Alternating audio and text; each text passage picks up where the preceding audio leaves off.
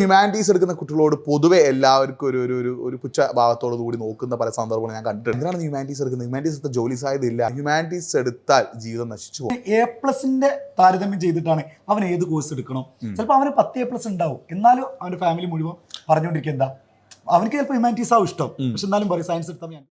Hi, June 24 നിങ്ങളുടെ +1 ക്ലാസ്സുകൾ ആരംഭിച്ചു. നിങ്ങൾ പലരും ഹ്യൂമാനിറ്റീസ് എടുത്ത ആളുകളാണ്, അവർക്കുള്ളൊരു വീഡിയോ ആണ് ഇത്. അപ്പോൾ നിങ്ങൾ ഹ്യൂമാനിറ്റീസ് എടുത്ത ആളുകളാണെങ്കിൽ ഈ വീഡിയോ ഫുള്ളായിട്ട് നിങ്ങൾ കാണാം.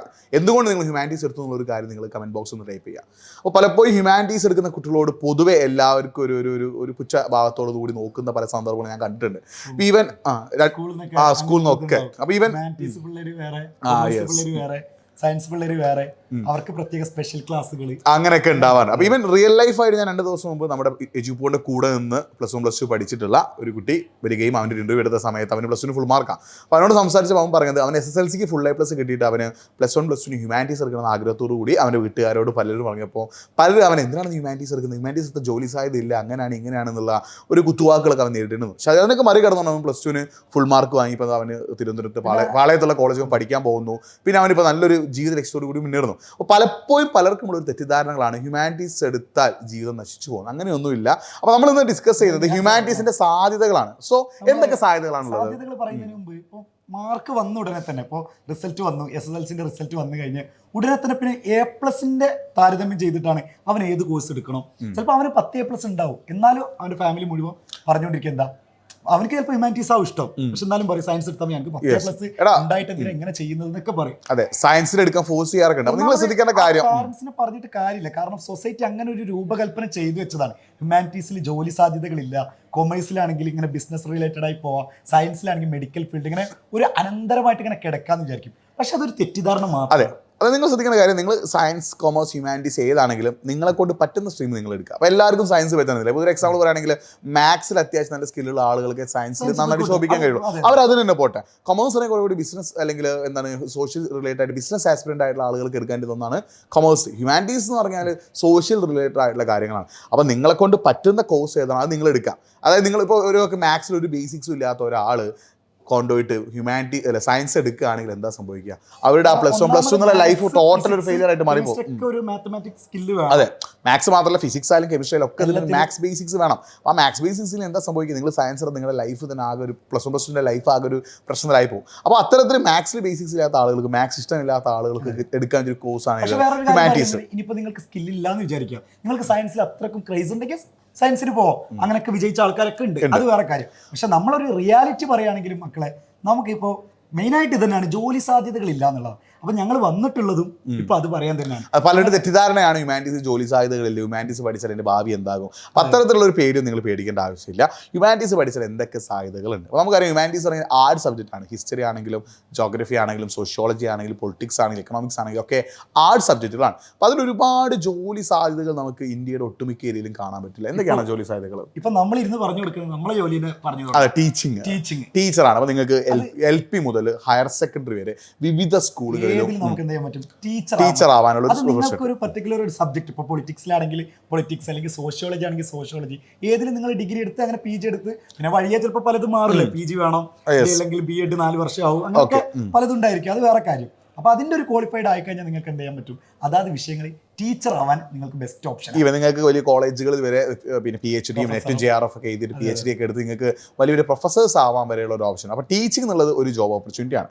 പിന്നെ അടുത്തൊരു ജോബ് ഓപ്പർച്യൂണിറ്റി ആണ് ജേർണലിസം. അത് മാസ് മീഡിയ കമ്മ്യൂണിക്കേഷൻ ആയാലും അല്ലെങ്കിൽ പത്രങ്ങളിൽ വർക്ക് ചെയ്യുന്നതായാലും രണ്ടിലായാലും, പ്രിന്റഡ് മീഡിയ ആയാലും അല്ലെങ്കിൽ മാസ് മീഡിയ ആയാലും, അതിലൊക്കെ ഒരുപാട് ഓപ്പർച്യൂണിറ്റീസ് ഉണ്ട് അല്ലേ? എന്തൊക്കെയാണ് ഇപ്പോൾ ഈ ജേർണലിസം എന്ന് പറഞ്ഞു കഴിഞ്ഞാൽ നമ്മുടെ ഈ ഒരു കാലഘട്ടത്തിൽ ജേർണലിസ്റ്റുകൾക്ക് ഭയങ്കര ഒരു ഡിമാൻഡ്, ഒരു മാർക്കറ്റ്. നമുക്ക് തന്നെ അറിയാം. ഒരു 10 കൊല്ലം മുമ്പ് നമുക്ക് ഈ വാർത്ത വായിക്കുന്ന ആളുകളെയും അല്ലെങ്കിൽ അതിൽ വർക്ക് ചെയ്യുന്ന ആളുകളൊന്നും അധികം അറിയണമെന്നില്ല.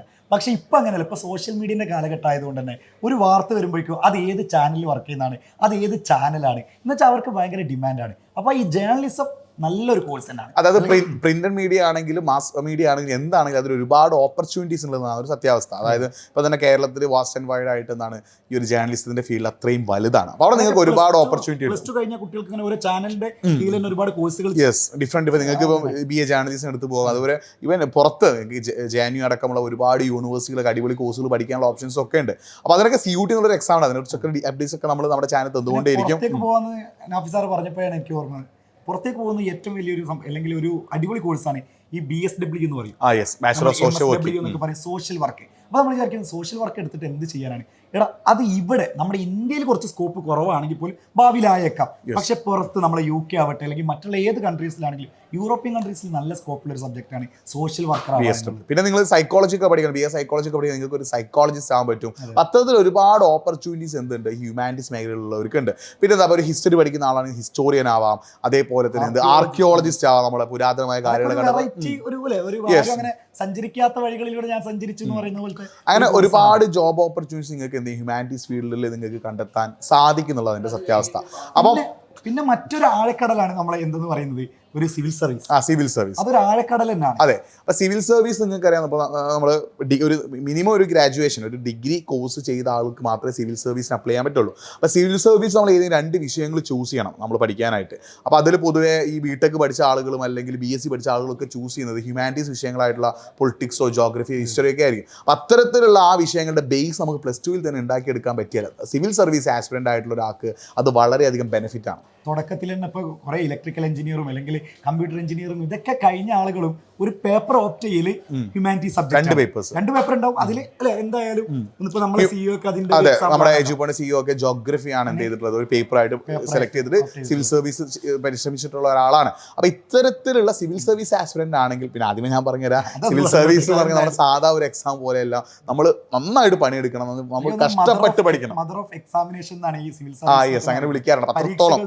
മാതാവ് എന്നാണ് അറിയപ്പെടുന്നത്. അപ്പൊ തന്നെ നിങ്ങൾക്ക് മനസ്സിലാക്കാവുന്ന ഒരു സ്ട്രക്ചർഡ് ആയി പോയി കഴിഞ്ഞാൽ കിട്ടാവുന്ന. അതെ, അപ്പൊ നിങ്ങൾ അതായത് സിവിൽ സർവീസ് ആണെങ്കിൽ സാധാ ഒരു +2 എക്സാം ചെയ്യുന്നത് സീരിയസോടുകൂടി നിങ്ങൾ എഴുതരുത്. നല്ല രീതിയിൽ എഫേർട്ട് എടുത്തിട്ട് നന്നായിട്ട് അതിനായിട്ട് നിങ്ങൾ സമയം മാറ്റി വെച്ചിട്ട് കറണ്ട് അഫയേഴ്സും 7ാം ക്ലാസ് മുതലുള്ള NCERT ടെക്സ്റ്റ് ബുക്ക് ഒക്കെ നോക്കിയിട്ട് വളരെ അടിപൊളിയായിട്ട് ഫോളോ ചെയ്താൽ മാത്രമേ നിങ്ങൾക്ക് എന്ത് കിട്ടുള്ളൂ, സിവിൽ സർവീസ് കിട്ടുള്ളൂ. പക്ഷെ അങ്ങനെ കിട്ടിയ ഒരുപാട് ആളുകൾ എവിടെയുണ്ട്, നമ്മുടെ നാട്ടിലൊക്കെ ഇഷ്ടം പോലെയുണ്ട്. അപ്പോൾ നിങ്ങൾ പണിയെടുക്കാൻ അല്ലെങ്കിൽ ഹാർഡ് വർക്ക് ചെയ്യാൻ തയ്യാറാണെങ്കിൽ നിങ്ങൾക്ക് സിവിൽ സർവീസിന് ഒരു ബേസ് ഉണ്ടാക്കിയെടുക്കാൻ ഹ്യൂമാനിറ്റീസ് നിങ്ങളെ സഹായിക്കും. ഒരു ജോലി സാധ്യതയാണ് നമ്മുടെ പൊളിറ്റിക്കൽ അഡ്വൈസർ. പൊളിറ്റിക്കൽ അഡ്വൈസർ, അതായത് നമ്മൾ പൊളിറ്റീഷ്യൻസിനൊക്കെ നോക്കുകയാണെങ്കിൽ ഇവ നമ്മുടെ ഫോമർ പ്രൈം മിനിസ്റ്റർ ആണെങ്കിലും അതേപോലെ പിന്നെ പലരും ആണെങ്കിൽ ഇപ്പോഴത്തെ മിനിസ്റ്ററിയിലുള്ള പല ആളുകളും പലർക്കും എന്താണ് ഹ്യൂമാനിറ്റീസ് റിലേറ്റഡ് ആയുള്ള വിഷയങ്ങളിലായിരിക്കും അവരുടെ ഗ്രാജുവേഷനും മാസ്റ്റേഴ്സും ഒക്കെ ഉണ്ടായിരിക്കും. പുതിയ പോളിസി ഇംപ്ലിമെന്റ് ചെയ്യുമ്പോഴും അതൊക്കെ ഈ അഡ്വൈസർ ആണ് ഈ കാര്യങ്ങൾ പറഞ്ഞു കൊടുക്കുക. അപ്പോൾ എഡ്യൂക്കേഷൻ സെക്ടറിലാണെങ്കിലും എഡ്യൂക്കേഷൻ മിനിസ്റ്റർ അല്ല അവരുടെ കയ്യിൽ നിന്ന് അല്ലെങ്കിൽ അവർ ബൈറ്റ് കൊടുക്കുന്നത് അവരുടെ ഒരു ആശയങ്ങൾ മാത്രമായിരിക്കില്ല. അവർ ഈ പൊളിറ്റിക്കൽ അഡ്വൈസറുമായിട്ട് കൂടിയിരുന്ന് ആലോചിച്ച് അത് രാഷ്ട്രീയത്തിലുപരി അല്ലെ, ഒരു രാഷ്ട്രീയക്കാരാണ് ആവണമെന്നില്ല, പക്ഷെ അതിലുപരി നിങ്ങൾക്ക് ഒരു പൊളിറ്റിക്കൽ അഡ്വൈസർ ആവാൻ നമ്മൾ ഏതുകൊണ്ട് സാധിക്കും ഈ ഹ്യൂമാനിറ്റീസ് സബ്ജക്റ്റ്. അപ്പോൾ അത്രയും വാസ്റ്റ് ആൻഡ് വൈഡ് ആയിട്ടുള്ള ഒരു ഓപ്പർച്യൂണിറ്റീസ് ഉള്ള ഒരു സ്ട്രീമാണ് എന്ത് ഹ്യൂമാനിറ്റീസ് എന്ന് പറയുന്നത്. അപ്പോൾ നിങ്ങൾ ഇതിപ്പോൾ പലരും ചില ആളുകൾ ഇഷ്ടത്തോടു കൂടി എടുത്ത ആളുകളുണ്ടാവും. അപ്പോൾ ഞാൻ ലാസ്റ്റ് വീഡിയോ ചെയ്ത സമയത്ത് കമൻറ്റ് ചെയ്യാൻ പറയുമ്പോൾ ചില ആളുകൾ ഇഷ്ടമില്ലാതെ എടുത്ത ആളുകളുണ്ട്. അപ്പോൾ അവരോട് എനിക്ക് പറയാനുള്ളത്, നിങ്ങൾ ഈ കോഴ്സ് എടുത്തു പോയവരാണെങ്കിൽ കൂടി നിങ്ങൾക്കുള്ള ഓപ്പർച്യൂണിറ്റീസ് അത്രത്തോളം ഉണ്ട്. അപ്പോൾ നിങ്ങൾ ഈ ഒരു 2 കൊല്ലം നന്നായിട്ട് ഇതിന് വേണ്ടി മെനക്കെടാൻ അല്ലെങ്കിൽ പരിശ്രമിക്കാൻ തയ്യാറാണെങ്കിൽ ഒരിക്കലും നിങ്ങൾ ഹ്യൂമാനിറ്റീസ് എടുത്ത് വെറുതെ ആവില്ല. നിങ്ങൾക്ക് ഇത് അതായത് നിങ്ങൾ ഈ ഒരു കടലേക്ക് കുളിക്കാൻ ഇറങ്ങി, നിങ്ങൾക്ക് വേണ്ട മീനും ബാക്കി സാധനങ്ങളൊക്കെ ഈ കടലിൽ തന്നെ എന്ന് വെച്ചാൽ നിങ്ങൾക്ക് ജീവിക്കാനുള്ള കാര്യങ്ങളൊക്കെ ഇവിടെ ഉണ്ട്. അപ്പം നിങ്ങൾ ചെയ്യുന്ന പരിപാടി നന്നായിട്ട് പഠിക്കുക എന്നുള്ളതാണ് ഈ 2 കൊല്ലം. ഞാൻ മനസ്സിലാക്കിയത് മറ്റുള്ള സ്ട്രീമൊക്കെ എന്ന് പറഞ്ഞാൽ കോമ്പറ്റീഷൻ നല്ല കൂടുതലാണ്. പക്ഷെ ഇതിൽ ഹ്യൂമാനിറ്റീസ് എടുത്തു കഴിഞ്ഞ് ഒരു ജോലിയിലേക്ക് എത്തുമ്പോൾ അത്ര വലിയൊരു കോമ്പറ്റീഷൻ. അതെ, അപ്പോൾ നമ്മൾ കേരളത്തിലെ +2 ഒരു കണക്കെടുക്കുമ്പോൾ അറൗണ്ട് 50% സയൻസുകാരാണ്, പിന്നെ അറൗണ്ട് ഒരു 30%ഓളം 20-30% കൊമേഴ്സ് ആണ്, പിന്നെ ഒരു 20-30% മാത്രമേ ഹ്യൂമാനിറ്റീസ് ഉള്ളൂ. അതായത് 3 സ്ട്രീമിൽ ഏറ്റവും കുറവ് കുട്ടികൾ പഠിക്കുന്നത് ഹ്യൂമാനിറ്റീസിലാണ്. അപ്പോൾ നിങ്ങൾ ശ്രദ്ധിക്കുന്ന കാര്യം, നിങ്ങൾക്ക് കോമ്പറ്റീഷൻ ബാക്കി സയൻസിനെയും കൊമേഴ്സിനെയും കമ്പയർ ചെയ്യുമ്പോൾ കോമ്പറ്റീഷൻസ് കുറവാണ്. അപ്പോൾ നിങ്ങൾ കുറേ കൂടി നിങ്ങൾ ഏത് ഫീൽഡ് ചൂസ് ചെയ്താൽ ആ ഫീൽഡിൽ നിങ്ങൾക്ക് ഒരു ബ്രൈറ്റ് ആവാൻ, ഒരു ഷൈനിങ് സ്റ്റാർ ആവാനുള്ള ഒരു ഓപ്പർച്യൂണിറ്റി ഹ്യൂമാനിറ്റീസിൽ കൂടുതലാണ്. അപ്പോൾ നിങ്ങളോടൊപ്പം വീട്ടുകാർ പലരും പറഞ്ഞ് സങ്കടപ്പെടുത്തുന്നുണ്ടാവാം, അല്ലെങ്കിൽ നിങ്ങൾ ഇഷ്ടപ്പെട്ട് ഹ്യൂമാനിറ്റീസ് എടുത്ത ഒരാളാണ് അയാളെ സങ്കടപ്പെടുത്തുന്നത്, അവരോടൊക്കെ നിങ്ങൾ പറയേണ്ടത് നിങ്ങൾക്ക് ഷൈൻ ചെയ്യാൻ പറ്റുന്ന ഒരു ഫീൽഡാണ് നിങ്ങൾ ചൂസ് ചെയ്തിട്ടുള്ളത്. അപ്പോൾ അതിൽ നിങ്ങൾ ഒരിക്കലും സങ്കടപ്പെടേണ്ടതില്ല. ഈ ഒരു 2 കൊല്ലം നിങ്ങൾ അടിപൊളിയായിട്ട് പഠിക്കാൻ തയ്യാറാണെങ്കിൽ. നമ്മൾ എക്സാമ്പിൾ തന്നെ പറഞ്ഞു കൊടുക്കാം. ഞങ്ങൾ സംഭവം സയൻസ് ആയിരുന്നു എടുത്തത്, ഇങ്ങനെ വീട്ടുകാരൊക്കെ പറഞ്ഞ് സയൻസ് എടുത്തു. പക്ഷേ ഞങ്ങൾ പിന്നെ ഏത് ടീച്ചറാപ്പോൾ നമ്മൾ ഡിഗ്രിക്ക് മുതൽ അങ്ങോട്ട് ആർട്സ് സബ്ജക്റ്റാണ് നമ്മൾ പഠിച്ചു വന്നത്. അപ്പോൾ നിങ്ങൾ പേടിക്കേണ്ട ആവശ്യമൊന്നുമില്ല. നിങ്ങൾക്ക് ഹ്യൂമാനിറ്റീസ് എടുത്തിട്ട് നിങ്ങൾ പഠിക്കാൻ തയ്യാറാണെങ്കിൽ നിങ്ങൾ ഒരു പേടിയും പേടിക്കേണ്ട. നിങ്ങൾക്ക് വേണ്ട എല്ലാ കാര്യങ്ങളും ഈ ഫീൽഡിലുണ്ട്. അപ്പോൾ നിങ്ങൾ ചെയ്യേണ്ടത് ഇനിയുള്ള ഈ 2 കൊല്ലം നിങ്ങൾ എന്ത് ചെയ്യുക, അടിപൊളിയായിട്ട് ഫോക്കസ് ചെയ്യുക. നിങ്ങളുടെ ഗോൾ എന്ന് പറഞ്ഞാൽ +1 ഫുൾ മാർക്ക്, +2 ഫുൾ മാർക്ക്. ആ ഗോൾ നിങ്ങൾ അച്ചീവ് ചെയ്യാനായിട്ട് നിങ്ങൾ കഠിനമായിട്ട് എന്ത് ചെയ്യുക, പരിശ്രമിക്കുക. ഹ്യൂമാനിറ്റീസ് ആണ് എന്ന് വിചാരിച്ചിട്ട് പഠിക്കാനില്ല എന്നൊന്നും വിചാരിക്കരുത്. +1 ഹ്യൂമാനിറ്റീസ് എത്ര പഠിക്കാനുണ്ട്? ഒരുപാട് അതായത് ഒരിക്കലും നിങ്ങൾ ഒരിക്കലും 10 പ്ലസ് 1 നിന്നും പ്ലസ് 2 വിചാരിക്കരുത്. 10ന്റെ ഒരു 3-4 ഇരട്ടി നിങ്ങൾക്ക് പ്ലസ് 1 പ്ലസ് 2 പഠിക്കുകയാണ്. അപ്പോൾ നിങ്ങൾ തുടക്കം മുതൽ എന്ത് ചെയ്യുക, ഡെയിലി ഒരു 1-2 മണിക്കൂറൊക്കെ നിങ്ങൾ പഠനത്തിനായിട്ട് മാറ്റി വെച്ച് പഠിക്കുന്നത്. അതെ, ഡെയിലി 2 മണിക്കൂറൊക്കെ നിങ്ങൾ എന്ത് ചെയ്യുക, പഠനത്തിനായിട്ട് മാറ്റി വെക്കുക. എക്സാമിന്റെ സമയത്ത് നിങ്ങൾ കുറെ കൂടി എന്ത് ചെയ്യുക, ഫോക്കസ് ചെയ്ത് പഠിക്കുകയാണെങ്കിൽ നിങ്ങൾക്ക് ഹ്യൂമാനിറ്റീസ് ഫുൾ മാർക്ക് വാങ്ങാം. അങ്ങനെ ഫുൾ മാർക്ക് വാങ്ങി ഒരുപാട് കൂടുതൽ എജുപോർട്ട് കൂടുതൽ പഠിച്ചിട്ടുണ്ട്. അപ്പോൾ നിങ്ങളെ ബാച്ചിലേക്ക് ജോയിൻ ചെയ്യാം. അതിന് ജോയിൻ ചെയ്യാനുള്ള നമ്പറൊക്കെ അടിയിൽ ഇങ്ങനെ സ്ക്രോൾ ചെയ്ത് പോകുന്നുണ്ട്. ഇതൊരു കുഞ്ഞു വീഡിയോ ആയതുകൊണ്ടാണ് നമ്മൾ എന്ത് ചെയ്യുന്നത്, വളരെ കുറച്ച് ജോലി സാധ്യതകൾ മാത്രം നിങ്ങൾക്ക് മുന്നിൽ പറഞ്ഞത്. ഇനി നമ്മുടെ വരും വീഡിയോസിലൊക്കെ നമുക്ക് എന്ത് ചെയ്യാം, ബാക്കിയുള്ള കാര്യം. നമ്മുടെ ചാനൽ ഒന്ന് സബ്സ്ക്രൈബ് ചെയ്ത് വെക്കുക, നിങ്ങളുടെ ഫ്രണ്ട്സിനൊക്കെ പരമാവധി ഷെയർ ചെയ്യാം. നമ്മുടെ പുതിയൊരു ചാനലാണ്. അപ്പോൾ നിങ്ങൾ പ്ലസ് 1 ഹ്യൂമാനിറ്റീസ് ആണെങ്കിൽ നിങ്ങൾ പുതിയ സ്കൂളിലേക്ക് എത്തിയിട്ട് നിങ്ങൾക്ക് പുതിയ ഫ്രണ്ട്സിനെ കിട്ടിയിട്ടുണ്ടാവും. അവരോടൊക്കെ പ്ലസ് 1 ഹ്യൂമാനിറ്റീസിന് ക്ലാസ്സുകൾ തരുന്ന ചാനലാണ് എജുപോയിന്റ്, ഈ ഒരു ചാനൽ. അപ്പോൾ ഈ ഒരു ചാനൽ നിങ്ങൾ എന്ത് ചെയ്യുക, ഒന്ന് സബ്സ്ക്രൈബ് ചെയ്യുക, ഫ്രണ്ട്സിനൊക്കെ ഷെയർ ചെയ്യുക, എല്ലാവരോടും സബ്സ്ക്രൈബ് ചെയ്യാം. നിങ്ങൾക്ക് കിട്ടിയ സ്കൂൾ ഒന്ന് എന്ത് ചെയ്തോട്ടെ, കമന്റ് ചെയ്യാം. അപ്പോൾ ബാക്കി അപ്ഡേറ്റ്സ് ഒക്കെ നമ്മൾ ഇനി തന്നുകൊണ്ടേയിരിക്കാം. അപ്പം ബൈ.